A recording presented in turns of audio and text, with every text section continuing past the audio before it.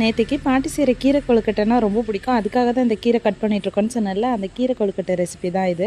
First அரிசியை நல்லா ஊற வச்சு உப்பு போட்டு அரைச்சி எடுத்துக்கலாம். ஒரு கடாயில் கொஞ்சமாக எண்ணெய் சீரகம் போட்டுட்டு அது வணங்கினதுக்கப்புறமா நம்ம அரைச்சி வச்ச அரிசி மாவையும் போட்டு கடைசியாக தேங்காய் துருவலையும் போட்டு கொஞ்சம் வெந்ததுக்கப்புறமா இந்த மாதிரி பால்ஸாக பிடிச்சி இட்லி சட்டியில் வந்துட்டு வேக வச்சு எடுத்து வச்சுக்கலாம். எனக்கு நிறைய மாவு இருந்தனால ஷேப்பாக உருண்டை பிடிக்க ரொம்ப டைமாக இருந்துச்சு. அப்படியே பிச்சு பிச்சு வந்துட்டு வடகம் மாதிரி வச்சாச்சு. அதெல்லாம் வந்ததுக்கப்புறமா இந்த மாதிரி நல்லா உதுத்தி விட்டுக்கலாம். அழகாக வந்திருக்கும். இப்போ கீரையை நல்லா கழுவி சுத்தம் பண்ணி வச்சுட்டு ஒரு கடாயில் தேங்காய் எண்ணெய் ஊற்றிட்டு நிறையா சின்ன வெங்காயம் கட் பண்ணி போட்டுட்டு அது கூட வரமிளகாயும் போட்டு நல்லா வணங்கினதுக்கப்புறமா நம்ம க்ளீன் பண்ணி வச்சுருந்த கீரையும் போட்டு மூடி வைக்காமல் வணக்கணும். அப்போ தான் இந்த மாதிரி க்ரீன் கலர் மாறாமல் இருக்கும்.